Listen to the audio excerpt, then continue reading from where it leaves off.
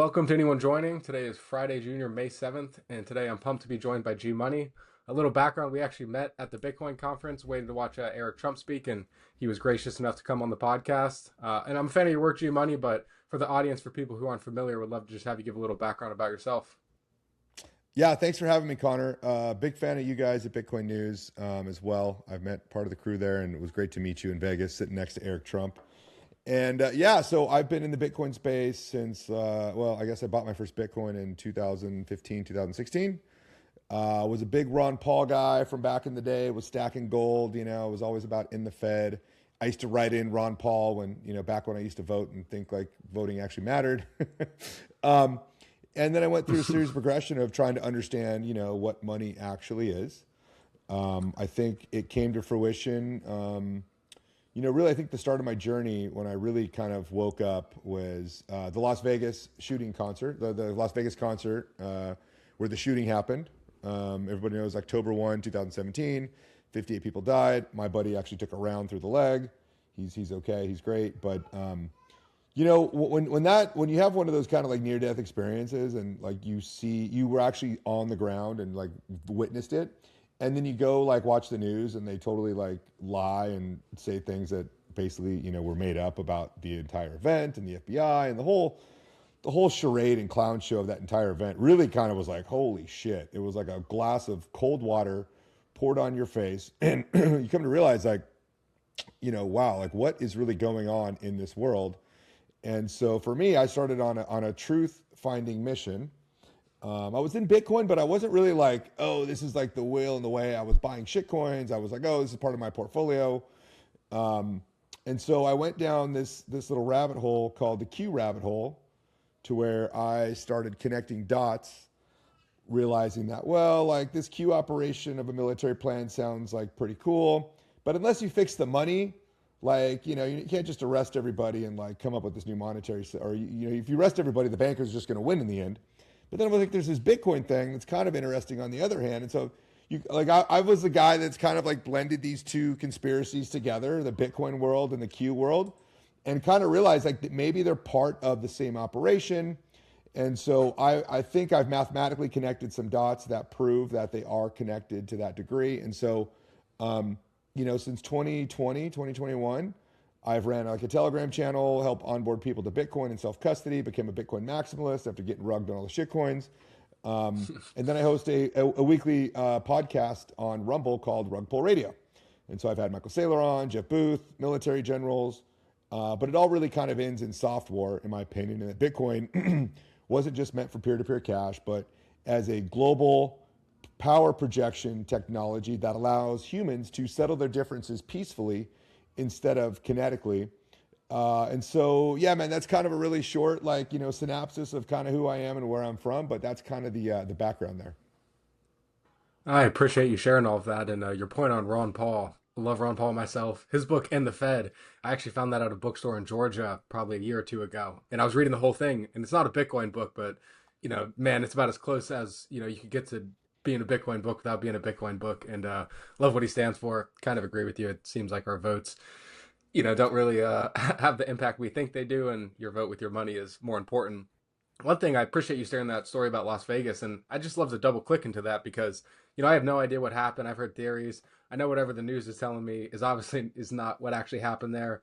The most convincing case I've heard is that it was kind of a nation state fighting each other. I think the Saudi prince was there. But yeah, just like someone who actually lived it, I would love to hear kind of your thoughts on what actually went down there. Yeah, I mean, for the most part, I think it was multiple shooters. I think we were being shot at from helicopters. There's a guy named I Am John Colin that's probably put the most comprehensive research together on the entire incident. And so I would really kind of defer to his work. But basically, we weren't being shot at by that guy in the window. I really don't believe. And plus, all the things that happened afterwards with the Saudi princes 2 weeks later being strung up, Prince Alawid, Prince MBS, who was supposedly in town, Prince Alawid, who the king was supposed to hand over power to either Alawid or MBS. Alawid, of course, owned the top of the Four Seasons, the Mandalay Bay with Bill Gates. And so, he was a bad guy. And there was rumors that he was going to take power, which would have been probably really bad for the global world. And, Saudi Arabia is a huge linchpin in what's happening today with the petrodollar, with Israel, and with all these different factions, that was a major, major player in this game of global chess that is going on right now. And so I'm not going to claim like I know exactly what happened, but I can tell you that guy in the office wasn't the guy shooting at us primarily, and that they covered up something massive that, for maybe it was for the best of everybody, or maybe it was something more nefarious. But yeah, I would just say that what the mainstream media news and what the FBI did to cover that up was definitely, something more than meets the eye, and that there's, definitely something else that happened that night. But, here we are, and that experience transformed me into what I am today. And so, I'm here to kind of spread truth, spread sovereignty, and realize that there is no power. And it really, like the biggest lesson from that was I realized how powerless I was in a situation where bullets are kind of raining down on you from, God knows where. And you realize just how powerless you really are in that scenario. And so when you realize you're that powerless, you try to find ways on how you can be powerful, right? Whether it's arming yourself with guns or arming yourself in the digital battlefield, which is Bitcoin. And really, as you said earlier, like voting is just a proof of stake shitcoin, where we allow 218 people consensus to make the rules for 300 million. And so, me and you would call that an Ethereum and XRP shitcoin. But for some reason, people give extra validity to it just because it's politicians and it's the way we've done government for the last 250 years. But I think there's something much bigger that's going on with Bitcoin that a lot of people are missing out on. And that, we're here to spread truth, awareness, and sovereignty that gives power back to the individual at scale all across the entire globe. And so I truly believe we're living through a global digital 1776 that gives power and property rights back to the person, and that their authority, their consent is now weaponized to where if you self-custody your Bitcoin, you can now, right, say no to people, travel to other parts of the world that are more friendly to you. And eventually, when Bitcoin becomes the most valuable thing in the world, that individuals, right, will then have the power of the absolutes. They will be able to literally say no to not fund genocide, to not fund biolabs in Ukraine, to not fund all these different, institutional propaganda programs that have enslaved us, for this long. So. Yeah, no, man, that's all really well said. And yeah, your point about violence and feeling powerless. Played a lot of contact sports growing up, wrestling, football. I've been in a few fights in my life, not too many, thank God. But I think it's one of those things where it's very easy for people to sit back, call for violence online. I mean, we see the political climate getting, worse and worse. Seems like everyone's in their echo chambers. Yet I don't think, unless people have really kind of lived those experiences, just how powerless you can feel, how quickly things can turn ugly, and you can't. So it's I think Bitcoin is so important. I love your framing of digital 1776. I wrote an article for Bitcoin Magazine for the print edition with Julian Assange that basically laid out kind of a similar case that the U.S. Constitution was the greatest guarantor of private property rights, and the U.S. is what it is because of that. But the problem is, if you're not born in the U.S., you don't get access to the Bill of Rights, our Constitution. And Bitcoin is that for cyberspace for 8 billion people. It's not a panacea for everything, but it definitely reduces the incentive to violence. I think that's very clear. And I'd love to click into the digital 1776 point. And, just looking at Bitcoin, I think it's a peaceful revolution. When America took its freedom from Britain, it was not peaceful. They had to resort to violence, understandably, because Britain wasn't just going to give up the country. And the beautiful thing about Bitcoin is I think we can peacefully take the power out of these central bankers.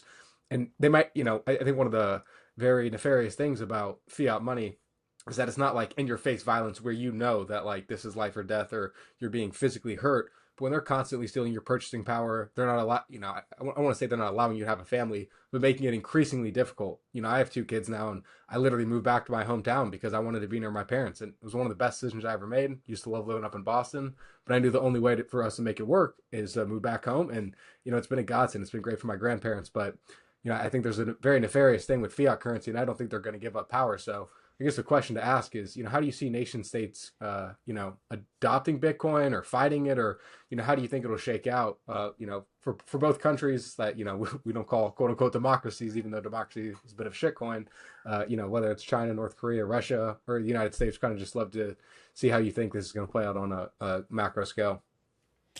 Yeah, great question. So back to, kind of digital 1776, I think we have to realize that banks control governments, and then governments control the people. And so, You know, when people say, "Oh, we need to go to Washington with muskets," like, who are you going to shoot, man? Like, you're not going to shoot anybody. Kinetic warfare in today's day and age is simply not going to work. They've got nukes, they've got F-16s, they've got tanks. Like, the people are powerless in that scenario to actually, wage war against a government. And even in that case, like, it's not really the government that is really, you know, the end boss, right? The final boss in this entire thing. And, you know, the enemy is invisible. Like, the enemy is a exploitation of our energy through the printing of money, and that you can't really pinpoint and target one specific person or one specific group. It's all over the place. And so, realistically, like, the smartest way to do this is to peacefully, right, just opt out. And the main thesis is basically that if people, enough of us, self-custodial our Bitcoin, and we refuse to pay our taxes, then eventually, some point, like, the power shifts and they have to actually come back to us to get the money they want to use to do things that are against, you know, our morals, our ethics, our values. Because right now, you know, by paying your federal income taxes, you are aiding and abetting a criminal enterprise. We see it, you know, I mean, let's extend it. Pedophiles, terrorism, all of that through the direct taxation of individuals eventually flows to those organizations. And so it's a moral imperative, I think, for people to have a red line, but to fight in a smart way that's not kinetic, doesn't injure anybody, and simply gives you the moral high ground and as a human to say, I no longer consent to the tyranny that is being waged against me through the exploitation of my energy. But, you know, when you get down to it, talking about nation states and how governments are going to react, like, Bitcoin is now imposing a new physical reality on the entire world. And that physical reality is going to be based upon free markets and capitalism and competition. Okay. And so, you know, what happens in this environment, right? Like, governments can't fund institutional theft through, you know, Department of Education, big pharma, right? All these different institutions they fund through the printing of money. That eventually stops because governments will have to conserve their energy. They'll have to only do the things that are in the best interest of the people because the people will be directly funding this stuff. Not only that, but again, they won't have the power to just create things out of thin air, which will let them just do whatever they want. So what we have is we have all these NGOs, all these institutions, all these different fiat currencies all across the globe. And the power structures in those different countries, they just print the money for whatever they want to do. Okay, and so when this new imposition of a physical reality of global competition happens, governments are going to have to compete for each other. Okay, they're going to have to compete against each other. And if governments are not going to treat their citizens in a favorable way, the citizens now can store 12 words in their head, walk across the border, somehow get out of that country and go to a place that is more favorable. And so what we're going to see is a sifting of the populace to governments and nation states that are more friendly to freedom, to sovereignty, and to those individuals that have Bitcoin. And you know, that's on a case for governments, and that's on a case for businesses and everything in the entire world. And so we've really never seen this before, and so it's hard, I think, for people to really realize what's happening in the background. But the new physical reality is going to be based upon value creation, and if you cannot create value in this new world, you won't be able to print the value out of nothing for thin air and just keep riding, you know, along those coattails that you've been doing for so long. And so, yeah, it's kind of a beautiful new world of peace and abundance, but it's going to be a transition period of humans really figuring that out and what that means. And I think it's going to be really special when the majority finally clicks. Yeah, that's a fantastic answer. And I love the point that I think in fiat currency, it creates all these zero sum games. You know, when Lockheed Martin or Boeing or any military industrial contractor is making all this money for making bombs to blow up brown people halfway across the world, that's a zero sum game. The people, you know, our GDP might be up, but the people getting blown up, I'm sure, are not happy and they don't experience any of that value creation. And I think there's definitely a case to be made that Bitcoin incentivizes win-win games. If you resort to kinetic violence against someone and they've secured their keys properly, there's no guarantee they get it. So I think it incentivizes more cooperation, and it makes all these things like, you know, I think GDP has some value, but in general, it is kind of insane to think that, you know, creating bombs that blow people up that just cause destruction will actually increase GDP. There's no measure of like what value is being created. It's just the number going up. So I think it's a very flawed metric. And it kind of ties into one of the questions I want to ask. And I just kind of like to hear your thoughts on this or have you riff on this. But I think there's this beautiful paradox within Bitcoin where everyone gets in because of greed. I mean, I also shitcoin when I first got in, touched the hot stove, learned my lesson, realized that I'm a bad trader, and just saving in Bitcoin has been a much better, you know, outcome for my family, my life savings, etc. versus trying to trade around in shitcoins and getting rugged quite often. But after you go down the rabbit hole, I think people who actually spend like 1,000 hours legitimately studying it find that Bitcoin is, moral, philosophical. Some cases, like my personal experience, and I've seen anecdotal evidence, I don't have any hard proof, but it also seems even spiritual. I think Bitcoin, when you see there's like a capital T truth in this world we inhabit, it gives you a lot of hope for a better future, for a creator. So I just kind of love to hear how you think about that paradox, and maybe talk a little more about the win-win games that Bitcoin creates. Because if you're not a Bitcoiner, I think you might hear that and you'd be like, why would you say that? But I think there's a lot of legit truth to that. Yeah, no, you're absolutely right. The zero sum game is a game we've been living in forever, to where a small group of people get to scrape the winnings off the top and everybody else is left with the miserable leftovers. And that's really what happens when a fiat currency has come to the end of its life cycle and they have to reset the currency. They have to go to a worldwide war, and they have to install new things to, put everybody, well, to basically take all the wealth and then sort for themselves, and then, again, leave everybody with what's left over. And so what we're living in is this constant inflationary cycle of credit. And we know that the natural state of a free market is deflation, and prices should go down over time. But we've been living in a world where prices continually go up, because without the increase in prices, their entire fiat Ponzi collapses under the weight of itself. And so, yeah, we can go to this new world of abundance and peace, through the infinite game, where individuals that continually, use the protocol as their savings technology, and all the productivity that gets fed from the entire world goes into that protocol. So what that means is a worldwide cooperation through not even liking each other. You don't have to like each other to cooperate in this network, but you both receive the benefits from being part of it. And so, in the future, right, when you kind of go to the end of the rabbit hole for the software thesis, a country that is productive, right, like, makes your Bitcoin worth more money, actually. And so in the future, it's actually a deterrent to kinetically attack somebody, because, again, like you said earlier, you can't take their Bitcoin. And B, like, you're actually economically incentivized to make sure they're productive, and that their economy is running, and that they're coming up with new ways to do things, because otherwise, like, it doesn't make your Bitcoin, worth more. And so that's kind of the world we live in, is where we're going, is, everybody gets to win, and it's kind of a little utopian. But really, we don't know what that world is like, because we've lived in this shambles of a broken system ran by Zionists that continually oppress us through the creation of money. And so, the winners and the old guard from the past are being transitioned. And if you don't adapt this new technology, you're going to either perish or die of depression. And that's a real thing, because the new world will not allow parasites to suck value out of other people for very long, okay? Because, again, the protocol imposes this new physical reality of free markets and capitalism for everybody. And so that system does not allow, right, the quintillionaires, the politicians and everything else to suck from the money printer and get all those extra benefits. And, like, why do we go to Iraq in the first place? For WMDs. Well, the WMDs were fake. Everything is fake and gay is literally, the meme of, like, the 2020s. And, the fake and gayness goes away when you impose a new physical reality that's bound to natural law. Like, that's the big thing. Like, Bitcoin is bound to natural law, and we're living in a world that is so untethered from the natural world that it's hard for us to even know what that new reality looks like, because, again, we haven't been living it. But also, it's a lot hard for other people to see it, and that's why it's still so new, because people still believe in this old, decayed system of trust me, bro, authority.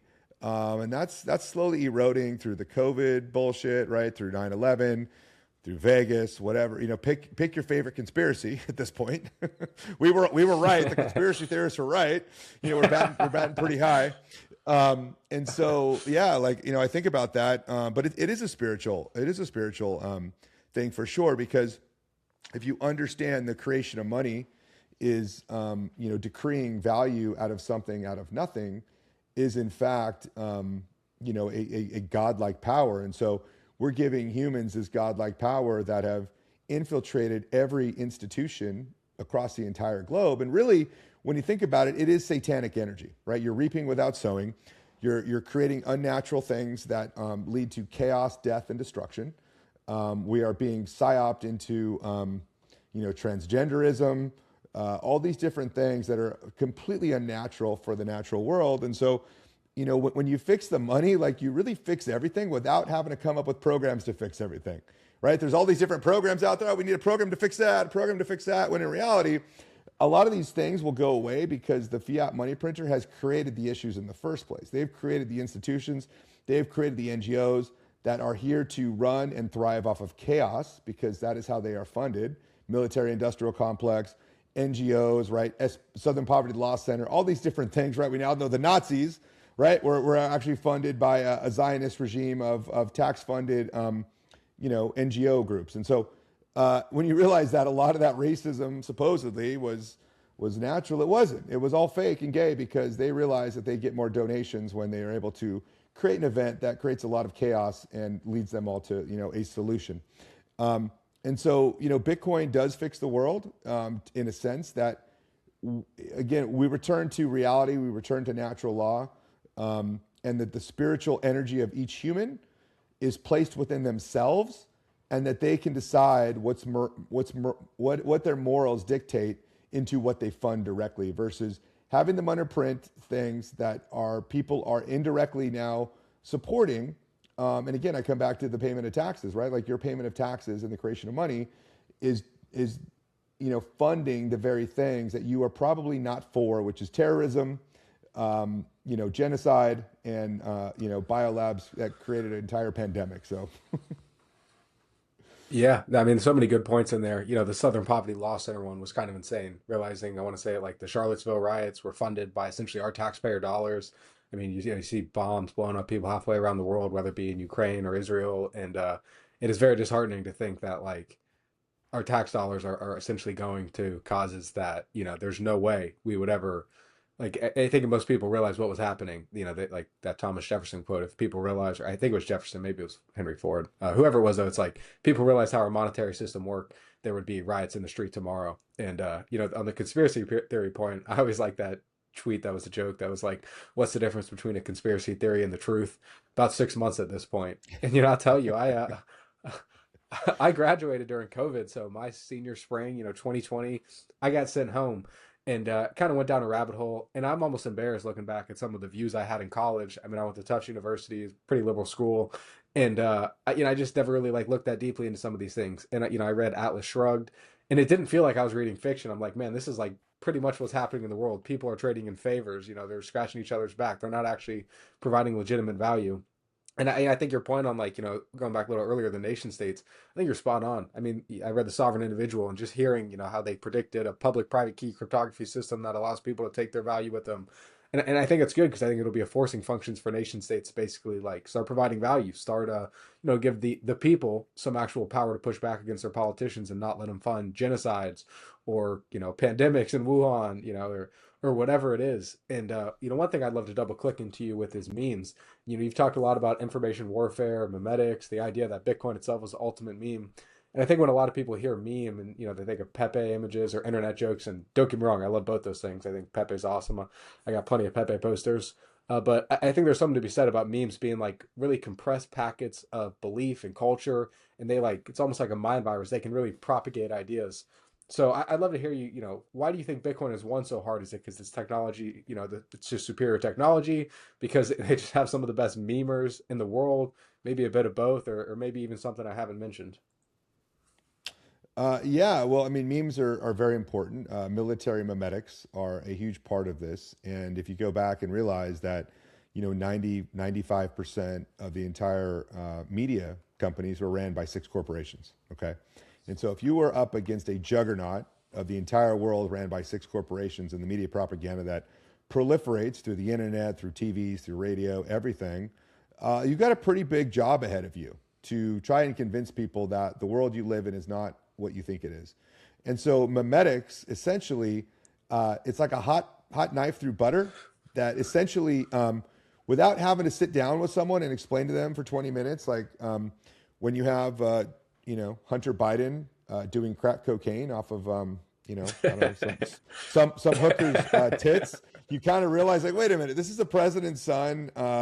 What is going on here? And so, you know, memes kind of cut through all the time it takes to wake people up in convincing them that the world they think they're in is completely different than what reality actually is. And so, part of that is really just a fighting of the mainstream media, right? The mainstream media, fake news, has put us under a spell to believe things that are simply not true. And so, if anything, the meme of Bitcoin is like your North Star, right? It's not essentially doing anything but revealing truth against a fake world. And so, when you can compare the two and realize that, well, this is a true system of value, of energy, of all these different things, and you compare it to what we're living in right now through the creation of money by Zionist cartel members, you realize that we're so far away from natural law and the realm of truth that really, if anything, it exposes everything else to things that are not bound by natural law. And that's really, I think, what it's about. It's about like, look, Bitcoin didn't cause the bankers to print a bunch of money, right? Bitcoin didn't cause politicians to create NGOs that released a biolab on the entire world, right? Like Bitcoin's just sitting here running its program that is immaculate, immutable, and unfuckwithable. And so, if anything, like the volatility and the rise in Bitcoin price is just a reflection of how fake and gay the world is. Because again, it didn't cause any of those things to happen. It's just a truth machine that never stops telling the truth. And in reality, the truth is things are so far out of whack that a anonymous person that created something on an anonymous message board is now trading for $80,000 a coin, right? So that's kind of interesting and ironic. Yeah, no, I mean it's so real to think about, and I think there's a lot of truth in a world that's like, so fake and gay, as you called it. It's hard to get like actual signal. I mean, I think like there's probably a lot of value investors, or there's even bears who are like, the PE ratios of these companies are too high, or yada yada yada. And it's not that they're wrong. It's just you're living in a system where they cannot afford for the stock market to go down. They get huge, income from capital gains tax. Like it's like the Charlie Munger quote, rest in peace, the Bitcoin hater. But he was spot on when he said, "Show me the incentive, and I'll show you the outcome." And the incentive is for it not to make sense, to keep pumping the stock market, to keep the capital gains coming in. And even though the stock market is like mostly held by a small group of people, it's like most of the asset holders and the general population doesn't actually benefit from that. It's an easy way for politicians to push their agenda and say, "Oh, look at the stock market; it's doing so good," and just all the incentives are there. So I almost feel bad for like some of these bears who've been, you know, correctly pointing out some of the flaws, but it's like you're not going to win playing their game. And I think Bitcoin allows people to opt out. It allows people to play a game where there is a physical constraint. There will only ever be 21 million. I mean, even though Bitcoin crashed from 126 to 60 and now 80, I mean, it's surreal to think, Bitcoin's not even 18 years old yet. And yet this coin is trading, a full coin for 80,000 US dollars. I mean, that is really surreal and really special. And, I think as like a man, it humbles you, and it strengthens you being able to hold through that volatility, to see your life savings move up and down like that, and to see Bitcoin, I think in many ways act as a smoke alarm. It kind of shows like what's coming. Are they going to print money? And it's like a fish swimming in filthy water. It's just what they've known. They don't know any better. And that's many people, in our current fiat system. They don't realize, how disgusting it is, how murky the water is, how basically the lifeblood of the economy is, a piece of paper that actually has no legitimate value and is decreed. I mean, the Bible, the first words are fiat lux, which is Latin for let there be light, or, God decreed there is light. And I think you're spot on to, basically call fiat money satanic, because it's humans trying to play God. It's humans trying to do something that they should not be doing. And of course, the results are not great. And I'd love to go back to your point about, I think there's been a lot of consolidation. I mean, a great book for people to read is The Creature from Jekyll Island, and just see how they basically picked winners, how they bailed out. I mean, the bailouts in 2008 were one thing, but I didn't realize until I read that book how many bailouts happened before that, whether it was for railroads or certain banks or car companies. I mean, they have bailed out industry after industry. Insider, their friends, they've just bailed out companies that under a true capitalist system should have gone out of business, or should have been creative destruction. They should have gone through bankruptcy. Better operators should have gone into those businesses and acquired them for pennies on the dollar. And instead they get bailed out in the fiat system. So one thing I want to talk about is Nostr. And I bring this up because now, a lot of the biggest companies in the world are technology companies. I mean, I love X, or Twitter, as most people know it. But whether it's, X or Instagram, or I mean, YouTube, or, whatever platform, Facebook, I think it's going to be very hard to get, to rip the control away from these people. Our current internet is basically smart servers, dumb clients. So when I go to x.com, my client, whether that's my phone or my laptop, is asking for permission from that server. Hey, may I have the data? And of course, the server usually gives it to me. It's not been an issue, but theoretically, someone had actually click a button, cut me off. And I think the powerful thing about Nostr is it flips that, where the client's a smart one and the server just is dumb. It just relays information, and I can take my private key and I can go anywhere. And but on top of that, the zaps I think are so empowering because it allows me to interact directly with the audience. I can't tell you how many memes I've stolen from Twitter and posted them on Nostr and had someone zap me sats, and it feels surreal and it's so cool. But yeah, I would just love to hear, what you think that might look like. If you think there might be some platforms that might integrate Zaps, and then there's obviously the hesitation. I don't think they want the audience and the creator interacting directly. They want to insert themselves as a middleman so they can get their cut. Yeah, look, Bitcoin is the physical internet. And so when we can anchor things to the physical internet of Bitcoin, like Nostr, we get immutable social media with proof of work, right? Because right now, it's pretty common knowledge that a lot of bots from China, Russia, right, Israel, whatever, pick your favorite, demon, that they run a lot of the bots that are influencing, people's opinions across the world. And they do this at zero cost, right? Because there is no friction in the environment of today's social media. Plus, there's algorithms and there's all these different things that they can co-opt. And so, Nostr really does provide a open, transparent proof of work system to where it costs money to interact in that system if you want to try to influence it, right? There should be a cost of attacking, right? This is again a soft war thesis to where Yes. if you provide a proof of cost to interact on social media, well, people aren't going to, vote in a poll a million times if it's going to cost them a million Satoshis because it's just too costly to continue the influence campaign.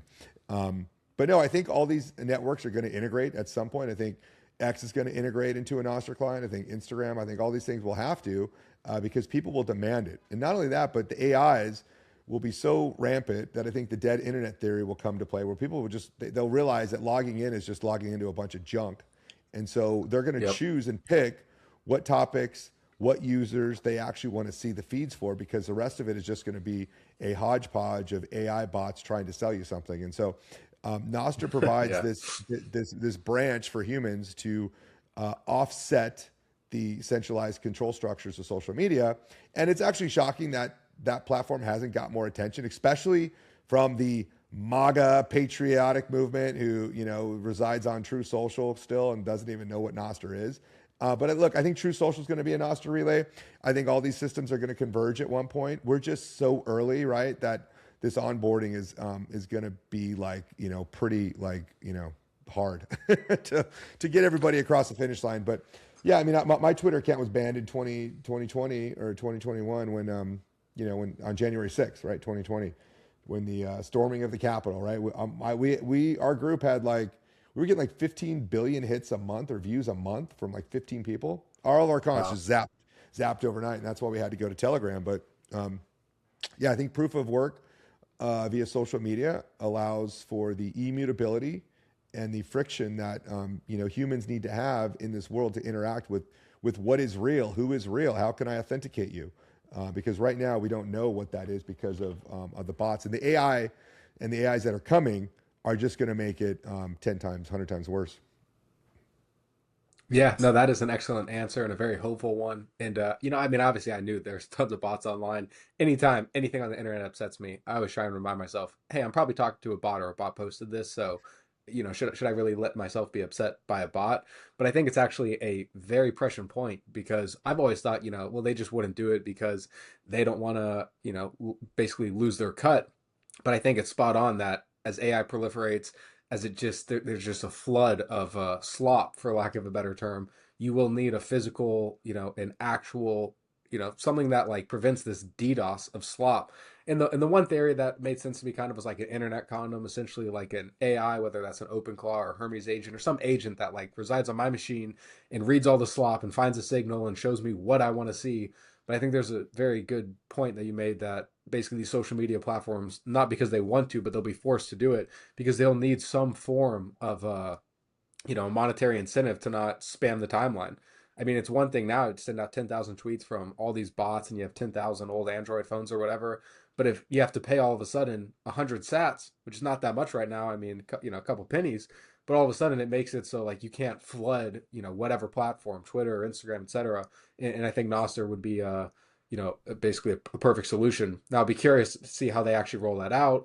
Will it be some kind of quasi login? I mean, I'm not going to give my private key to X per se, but and I could also see like the person who's not familiar with how Bitcoin keys work, who don't understand that like you lose this key or it gets compromised, you're basically F. There's nothing you can do to fix that. You'd have to create a new account. So I am curious how they'll think through that. But I think it'd be good to have like big tech companies thinking through how can people secure them. And I also think hardware devices like Foundation's coming out with a great device that is more than just a Bitcoin wallet, but allows you to secure your keys. So I think it'll be cool to see how that comes to be and how the technology companies operate on that. But I love that answer. I hadn't thought about that, and that excites me for more social media companies to actually integrate Nostr into their platform. Yeah, I think it's happening, and I think Club Orange is a great app too that allows that proof Mm-hmm. of work concept to work in real time, to where you can interact with just Bitcoiners, and that if someone wants to send me an email, they have to actually send some satoshis with it. So there's a real power in that network of real people, because you're talking to a real person most of the time, versus on the other one. So yeah.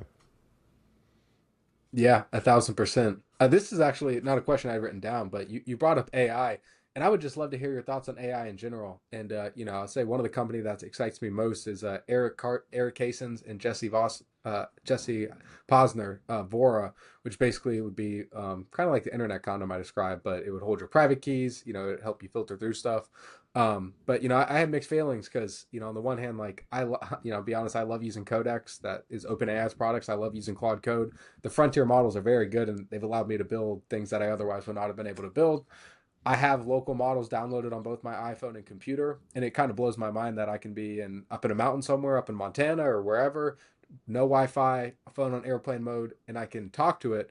But I also see that it's not as good as some of these frontier models. To be honest, I never code with local models on my machine because I would rather have a model that is going to get it right. It's going to, make me an app that just works rather than me spending all this time debugging it.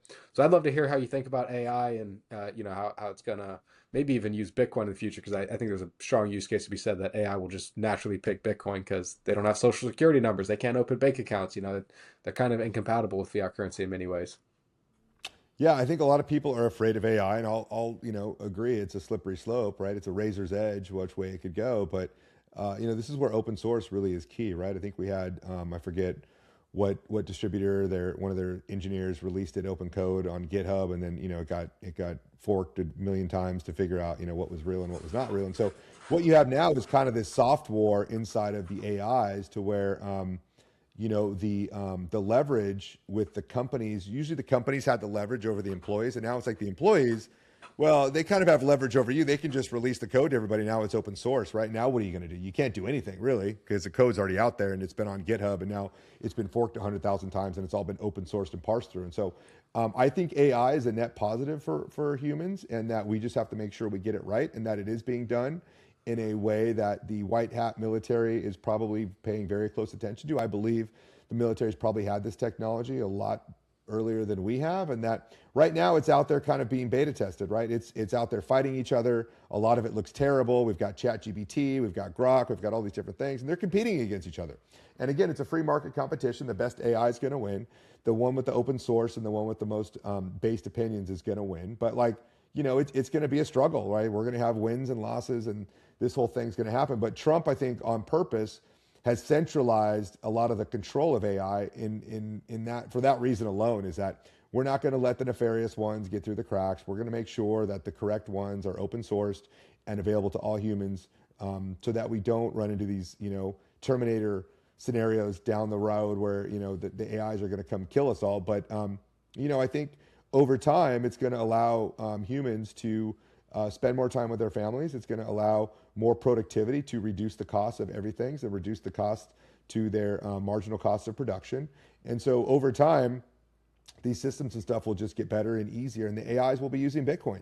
It's funny, right? Like, a lot of us found Bitcoin before AI, but with the woke LinkedIn corporate class, like they're now typing into AIs like what's the best money probably, or how to organize my portfolio. And the AIs are catching on pretty quick on, hey, like this fiat money is probably not a really good thing. You should probably buy some Bitcoin.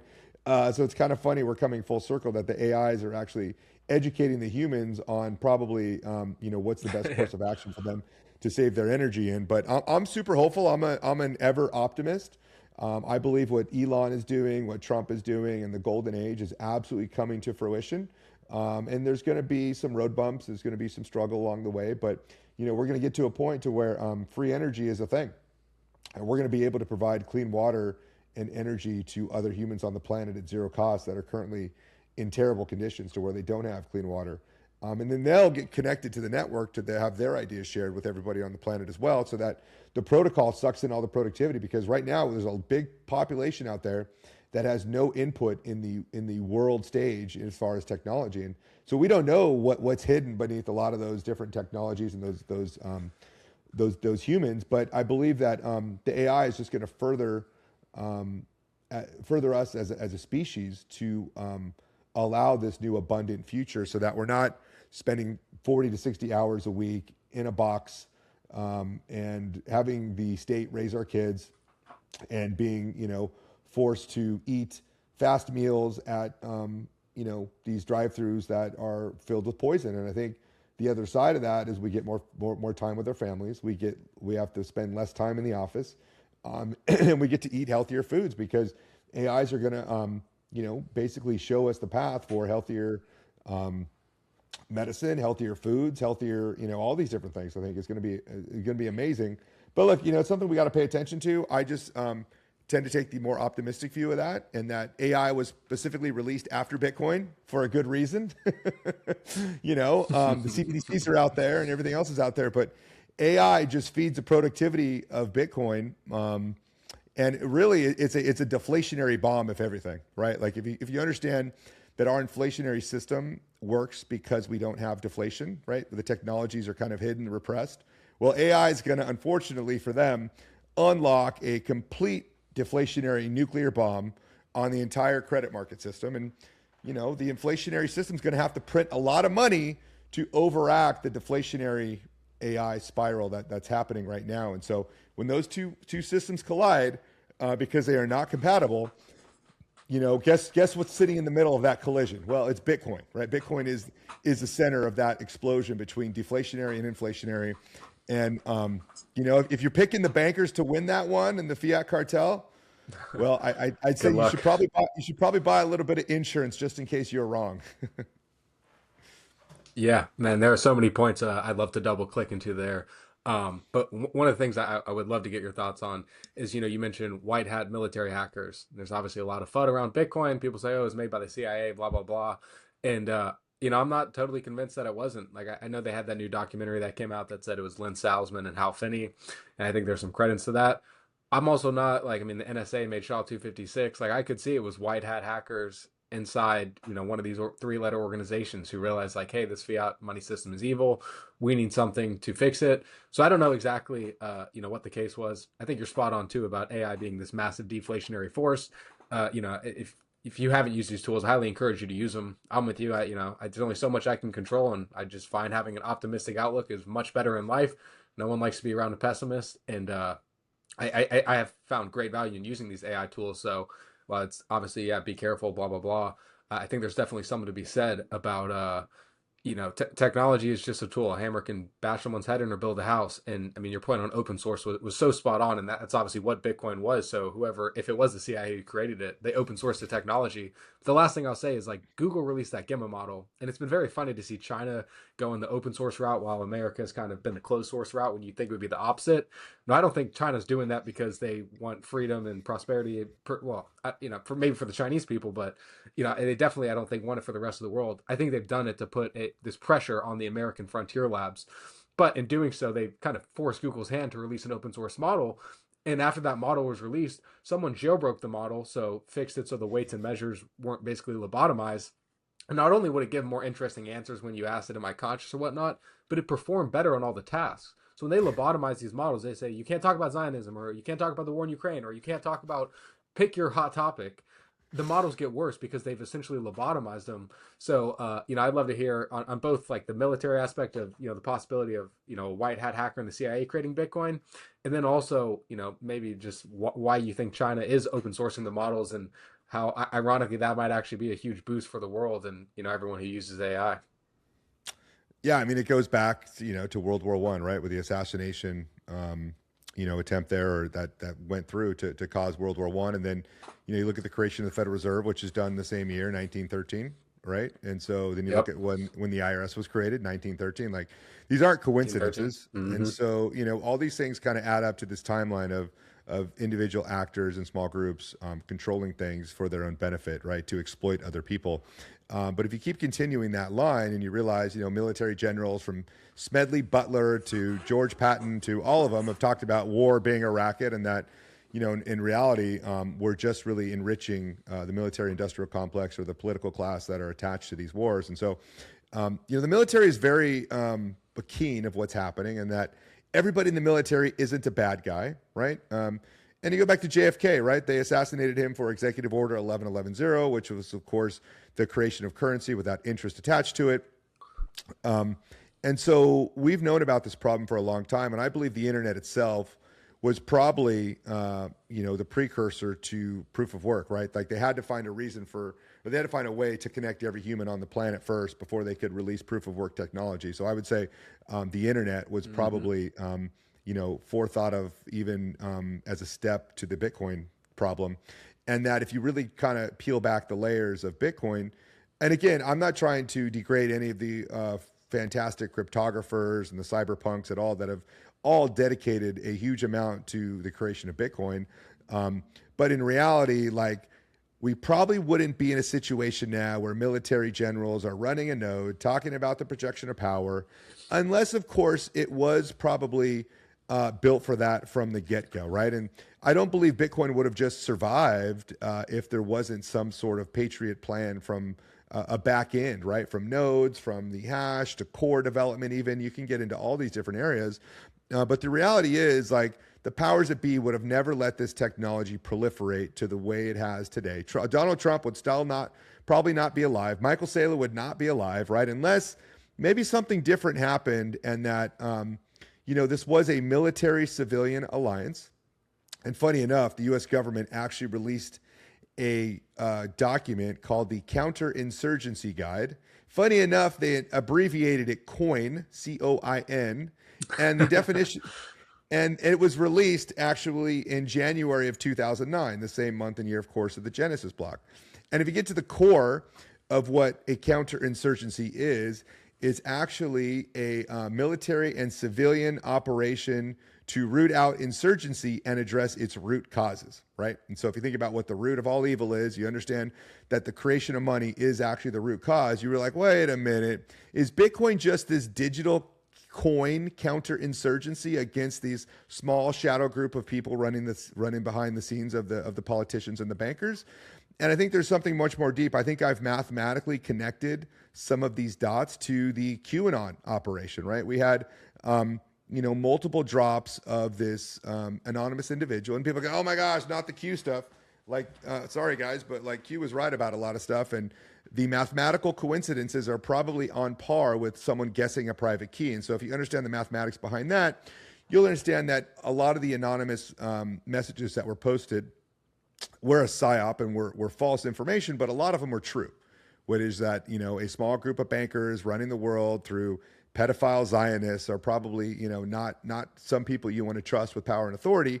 And so if you peel back the layers again, you get SHA-256 created by the NSA, you get TCP/IP created by DARPA, you get the Tor browser created by the Navy, you get GPS created by, I forget, some military, so literally every piece of Bitcoin is nuclear proof US military technology.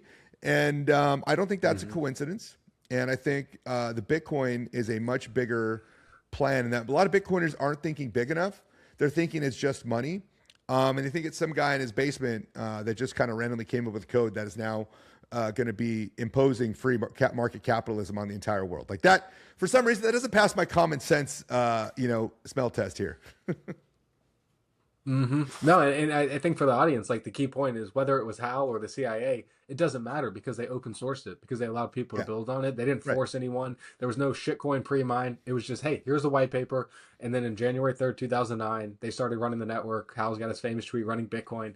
And it's become what it has become because they open sourced it, because they didn't keep it under wraps, because they didn't try and keep it in a bottle for themselves to benefit. They just, like Prometheus bringing fire, Satoshi, whoever he, she, they were, was, just gave it to the world and allowed people to build on it. And it's, pretty surreal to see what it's become. One thing I'd love to hear you kind of dig into the Q stuff and Trump. And, I mentioned, Trump was the first president I voted for in 2024. And I'm very happy to see you freed Ross. I mean, some of the shitcoin stuff was not the most encouraging. The Epstein file handling was, a little discouraging as well.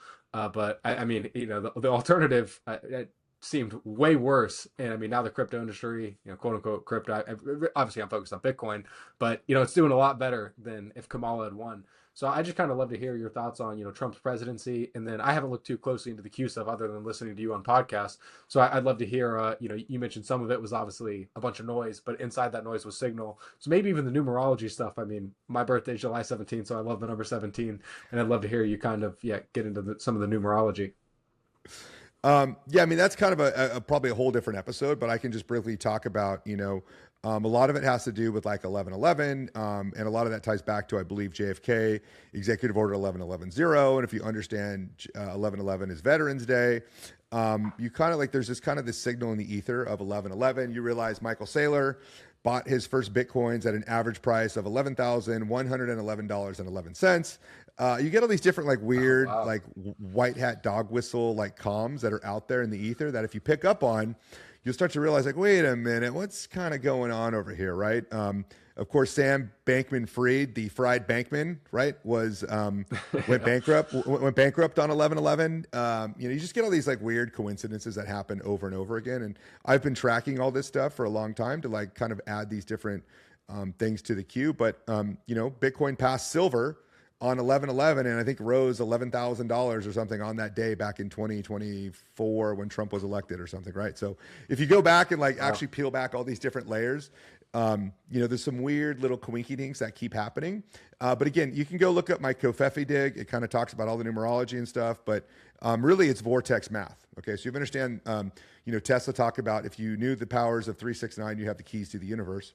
And 369 is just a repeating number sequence. And, the halving, the Bitcoin halvings is every 210,000 blocks. And so 210 is actually a 3, and then it goes to 420, which is a 6, and it gets to 630, which is a 9. And so the halving is actually a repeating number sequence of 369. And then you get the prime numbers that have dealings with inside the other stuff. You get this entire system is actually kind of like this Tesla vortex of math energy. And you're like, wow, that's a totally new world that I've never heard of. And then you realize like Donald Trump's uncle, John G. Trump, which was the longest professor at MIT, actually had access to the Tesla files when he died. So funny enough, John G. Trump, who was, of course, Trump's uncle, had the first access to the Tesla files. And so that's interesting. And then Trump's here in a unique position to where he's onboarding crypto to the entire world.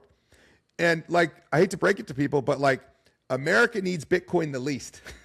We have the dominant currency. We have the dominant military. Yeah. We can sanction anybody, drop bombs on anybody in the entire world. And so in reality, like Donald Trump with his meme coins is casting the widest net possible to try and get as many people on the battlefield as he can, and then let people figure it out, man. Like Bitcoin is anti-fragile. And so for someone to think that Trump's meme coin is going to somehow topple Bitcoin, like it's just a joke, man, when you really understand Bitcoin. But I think a lot of people that get into crypto, like, you know what, I'm going to buy a little bit of Trump coin. I'm going to buy a little bit of Ethereum. I'll buy a little XRP, and then I'll buy a little of this Bitcoin stuff, right? And then I'm going to be like, wait a minute, like this XRP has like one node and there's like 3 people that run the company and that they just issue shares to sell. And they're like, that doesn't sound very fun. And then you like get to, Trump coin, you realize he freezes half the network and does all this. You're like, well, why am I buying Trump coin when I could just buy Bitcoin? And so like, I think Bitcoiners need to just like understand the cultural war of getting people into crypto, and that the youth really needs crypto the most.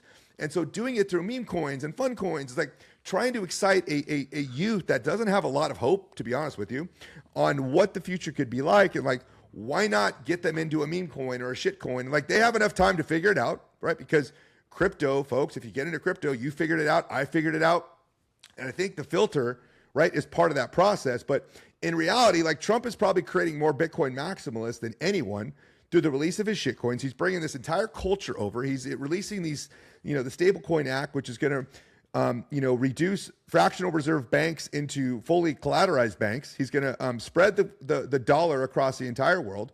And look, hyper dollarization leads to hyper Bitcoinization, which essentially leads to hyper Americanization across the entire globe, right? Because Bitcoin is the most American technology you could ever come up with. And so, look, I think he's a master communicator. He's not talking to Bitcoiners all the time. I know Bitcoiners think it's all about them constantly, but if you step back and look at the 40,000 foot view and realize the massive task of onboarding the entire world to crypto, him coming out as a Bitcoin maximalist would essentially be calling like the dollar shit, right? And so like he can't do that, right? He has to be like, yo, like there's this meme coin and there's Trump coin and there's this Bitcoin, which by the way, I'm creating a strategic national stockpile of, but I've also got my Trump coin and my meme coins. And so like, go figure it out, right? Like, make friends with as many people as you can, because that's what he is. He's a master communicator and a group guy to get everybody on board. And then, he's a competitive guy. Let him fight it out. And if Trump coin beats Bitcoin, like, come on, man. Like, that's not going to happen. There's no world where that happens. And the people that get rubbed, unfortunately, like, that's just natural selection. And that's just the pain and suffering an individual has to suffer to get to the road to Bitcoin. Yeah, no, that's a very excellent answer. And, I found in my own Bitcoin journey, when I first got in, everyone's like, should I buy Bitcoin? I was all gung-ho. Yes, absolutely. And then, now at this point, I just tell people, hey, if you ever want to ask me questions, I think you should study Bitcoin. I think if you study Bitcoin, you'll come to the same conclusions I did. But I've often found that pain's the best teacher. And instead of me encouraging someone to buy Bitcoin, or, I'm just telling them, hey, I think you should study it, saving it, set and forget it. And I think often people, they want to go and touch the hot stove themselves and learn the painful lesson. I mean, you're spot on. If Trump coin is what takes down Bitcoin, Bitcoin was never meant to succeed in the first place. And, saying the numerology point, I had a Bitcoiner tell me this once, and I don't know if it's true or not, but, Executive Order 6102 is when Roosevelt seized all the gold.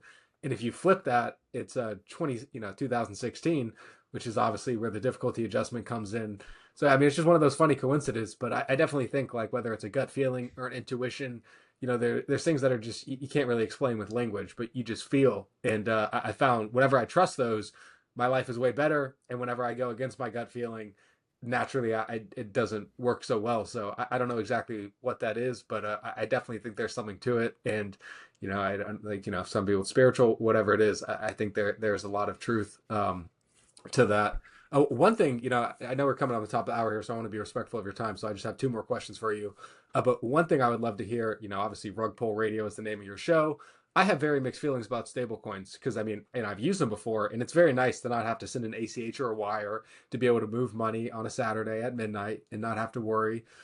And I also think there's something to be said, like you were saying, when someone gets on to, whatever crypto and they understand how wallets work and private keys work, and they'll have to touch the hot stove and realize for themselves there's only one king. There's only one truly decentralized permissionless currency that can't be frozen by one of the three people running, whatever node of crypto network you're on.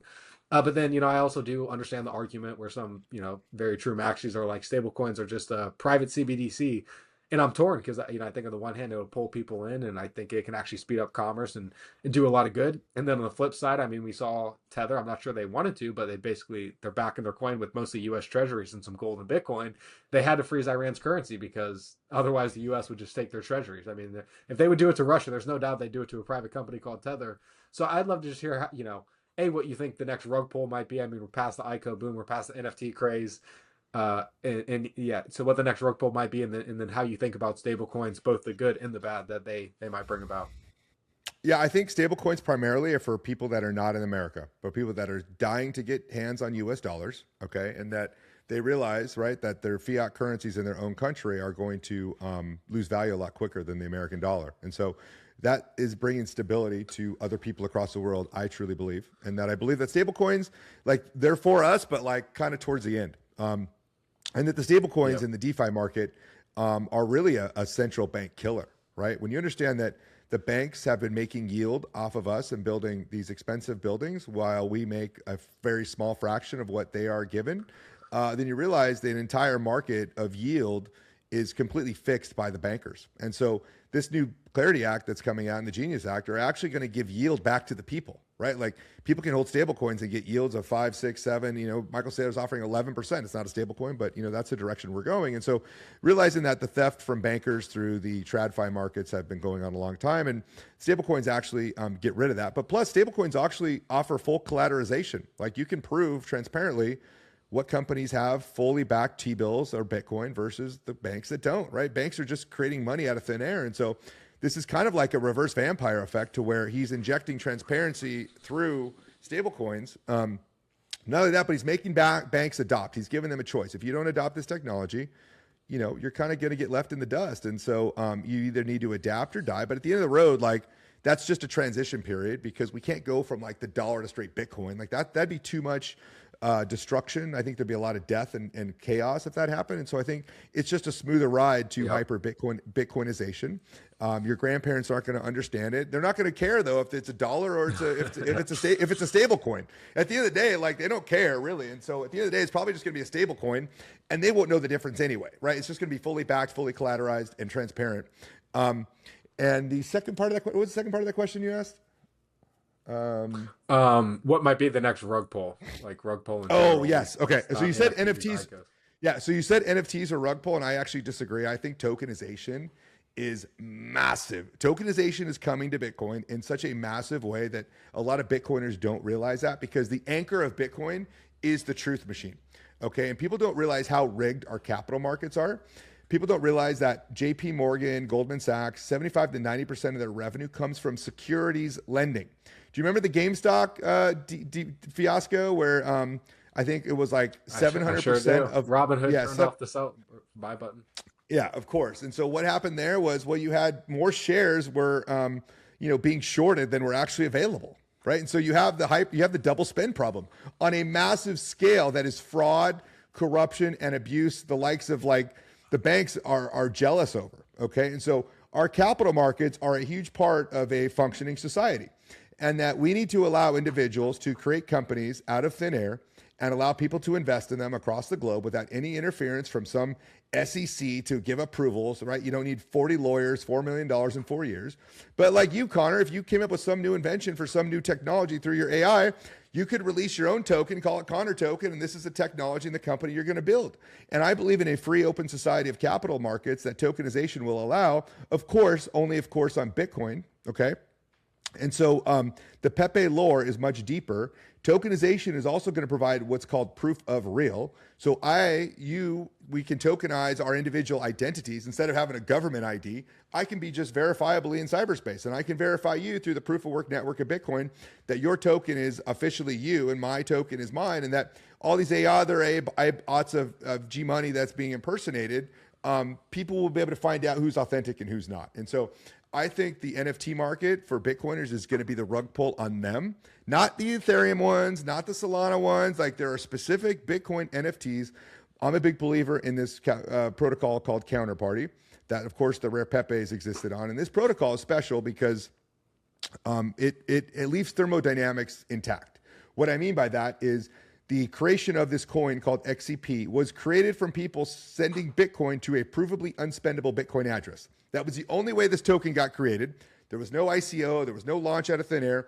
And so for 3 months, there was this burn period where individuals sent Bitcoin to a provably unspendable Bitcoin address, and they were issued this token, okay? And so if you go back and look, the Bitcoin is still sitting in that address of a burn address. And so proof of burn, energy cannot be created or destroyed, right? This is transformed Bitcoin. So really it's just fractions of burned Bitcoin that are out there in a system that allows individuals to tokenize things to provide proof of real. And so I'm super bullish on this technology. I know Larry Fink is super bullish on this technology. I know Donald Trump is very bullish on tokenization. And so good luck fighting those guys if you're going to fight tokenization, because it's happening. Bitcoin is more than just money. It is a truth anchor for all these other truths to proliferate across the globe. And so individuals will have full transparency of equities. Michael Saylor talked about issuing a token that he can trade on his phone with someone anywhere across the globe. And so I believe the rug pull on Bitcoiners is going to be tokenization because they haven't done their homework. They don't understand that the capital markets are rigged and that we need a free, open capital market system to allow thermodynamics to wrap the productivity and include it with the Bitcoin network as well. And so, yeah, that's why I wanted to answer that rug pull question, because I actually believe the NFTs on Bitcoin are going to actually come back to haunt some Bitcoiners for not doing their homework. Yeah, no, it's a great point. And I'll clarify, when I think of NFTs, I was thinking more so like the 2021 craze where all the ones built on Ethereum and Solana and those other ones. And I mean, I've been guilty of it too. I think sometimes it is easy to throw out the baby with the bathwater because, you've just seen so many scams and rug pulls and things being promoted that are unethical. But I definitely think there's something, especially as AI proliferates. And I know there's some very intense debates in the space on like, should we bloat the chain or this and that. But I think like I saw that project where someone was taking ordinals and basically transcribing all of Julian Assange WikiLeaks. And I think there's definitely something to be said where if you put something on chain that you can verify this is actually the legitimate thing, whether that's literature or a movie, or I mean, hopefully people will start putting a bunch of MP4s on the chain. But the point being, if you want to verify that something has not been tampered with, is what it says it is, that the text isn't going to be rewritten by AI, because I'm sure there's going to be plenty of books that in the public school system, the Department of Education wants to rewrite to be politically correct, even though that was not the point of the book at all. So I think there's definitely something to that. And I think personally, like, if you were a part of some club and, you wanted to invite people, but they had to have your token to get in, and like, I'm just making something up, but say like you're a big golfer and you have a golf simulator and you want to sell, access to your golf simulator thing with a token. And it's not like a pre-mined shitcoin mine. It's just like, hey, no, you can burn Bitcoin or do something like that. I think there is something to be said for tokenization, and I don't know how it shakes out, but I think yeah, you make some very good points about tokenization, and I was more so talking about the NFTs that like was the craze and then the crash. I mean, OpenSea. Oh no, 100%. Yeah, I totally agree with that. Look, the NFTs on inferior chains are just as good as the main chain that they're on. And so if you're on a shitcoin like Ethereum or Solana, XRP, and like all those tokens are worthless because the main chain itself is encoded proof of stake shitcoinery. So yeah, absolutely. But the other ones I think are very different, and they're going to provide a new opportunity for capital markets, but also the AI bots. AI bots are not going to trade stock certificates. They're going to trade tokens, right? They're going to be like, yo, I can't verify that you own this or what owns this. Like they're going to actually do their homework, not like a lot of humans. And so, tokenization will allow individuals to hold their own stock certificates, will not allow the rehypothecation of securities, and will not allow the rigged capital markets to continue. Yeah, 1,000%. The other point too is I only put $100 into it, but like I think it was called Lighter. It was basically a hyperliquid platform where you could get leverage to trade whatever you wanted. And naturally, all I did was long Bitcoin and doubled my money and then lost it all. It was $100. It wasn't a big deal. But in doing so, I saw I could buy MSTR or Apple or Nvidia, and I had to use a VPN to access his website. There was kind of a moment where I was like, man, if I would lived in Pakistan or India or China or some place where I didn't have access to the US capital markets, I'm not saying people should lever up and go long, especially if they're not, very astute financial people. But just the fact that the average person could go 1x long, whatever American company, Nvidia, they, you name it, in a platform like that, it in a way, I hate to use the word democratizes, but it essentially democratizes access to these capital markets and allow people who otherwise wouldn't have access to them to get access. Now, there's of course a caveat: they don't actually have a stock certificate, they can't vote on some of the things happening. But to be fair, do any of us really? I mean, it's like the DTCC holds all those things. The way they've rigged it, it's like there's that great book, the Great Taking. I forget the author's name, but it's like. Yeah. I was going to say the DTCC recently allowed very small groups of tokenized things to happen. So it's going to be interesting how that transition happens. Yeah, right. No, I would be very curious to watch that. Well, the last question I had for you, and I like to ask this to everyone, if you could ask Satoshi one question, what would it be? If I could ask Satoshi one question, I'd probably say, Satoshi, when are you going to burn your Bitcoin to the Counterparty burn address to solidify the layer 2, right? And this is a prediction I've had to where I think Satoshi will come back and actually solidify the scalability of Bitcoin through layer 2, the solution of Counterparty. I don't know when that's going to happen, but I think it may happen to really wake up the community and be like, yo, the only way you scale Bitcoin is through tokenization.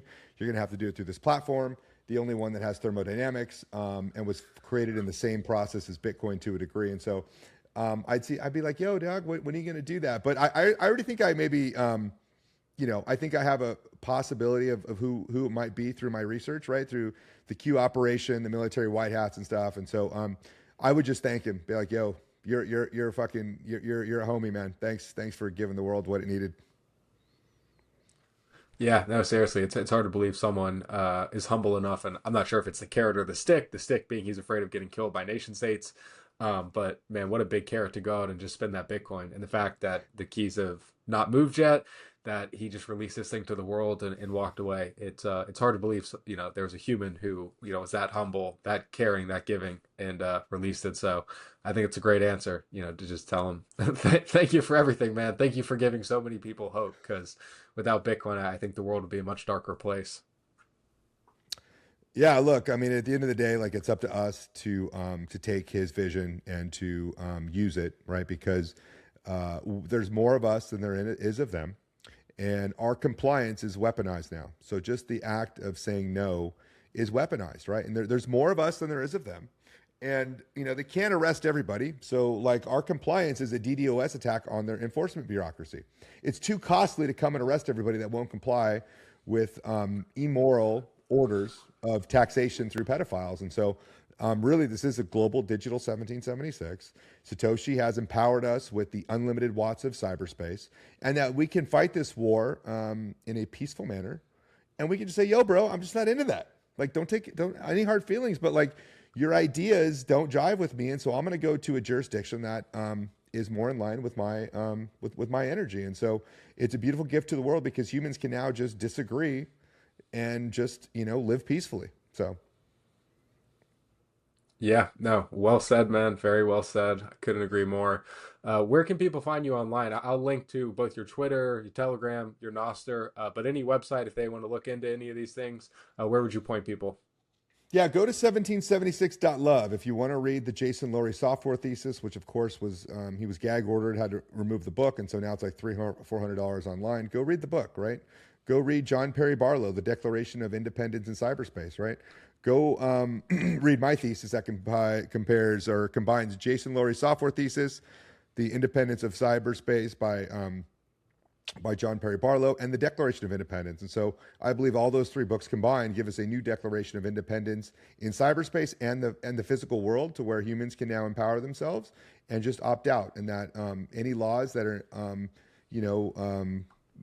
evil to natural law or against natural law are illegitimate, and that we need to reduce all these different laws and stuff and permissions. And Bitcoin gives us the way to do that. And so go to 1776.love, download it for free, grab a shirt if you want. There was a lot of us at the Bitcoin conference, and we tend to keep pushing this message. We intend to spark an inferno, and that it just takes that little spark, man. When enough people start doing it, that we only need to get about 3.51% to really kind of make major change. And you can find me GMoney Pepe on X. And then Rugpull Radio on Rumble. If you search for it, we're on there about once a week. And so, yeah, come check it out. Awesome, GMoney. Well, thank you so much for taking the time to chat with me. I really enjoyed the conversation. You're welcome back anytime. There's tons of things I'd love to double click into. And to any of the listeners who took the time to make it this far, thank you for listening. Thanks for having me, Connor. Yeah! Digital 1776. No crown. No permission. Slip. Run it.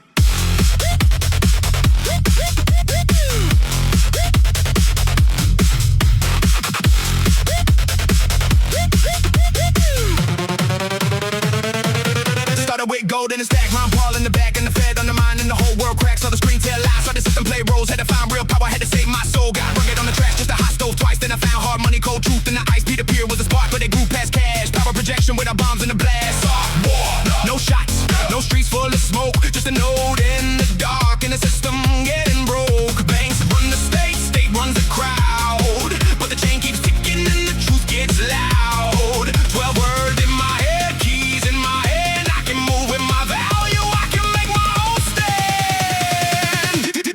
Digital 1776, peaceful opt out, hard money hits, no king, no fed, no counterfeit tricks, truth machine running, block by block, like this. Digital 1776.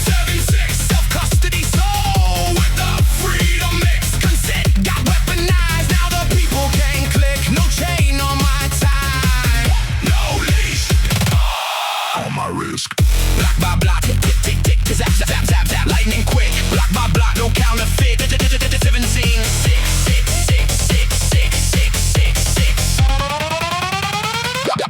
Voting is a proof of stake game with soups. 200 people making rules from the roof, but Bitcoin don't care. It don't ask for the throne. It just keeps on running while the old world groans. The enemy is hidden, it prints in the dark. Steals all your hours, then it calls it a market. But energy remembers the math don't bend. 21 million, that's the line at the end. They can freeze your account, take a sense of your fee, but they can't print a seed phrase a counterfeit need. This is not rage. This is exit with grace. Take your labor back, put truth in its place. If you lost hate nature, then your laws don't stick. Satoshi lit a fire, now the flame went quick. Digital 1776. Peaceful opt-out, hard money hits. No king, no fed, no counterfeit tricks. Truth machine running. Block by block, like this. Digital 1776. Self-custody soul with a freedom mix. Consent got weaponized, now the people can click. No chain on my time. No leash. Bitcoin is the physical internet, anchor for the real when the dead net floods. You need proof. You can feel. That's what the zaps make the blocks pay cost. Proof for real humans in the time.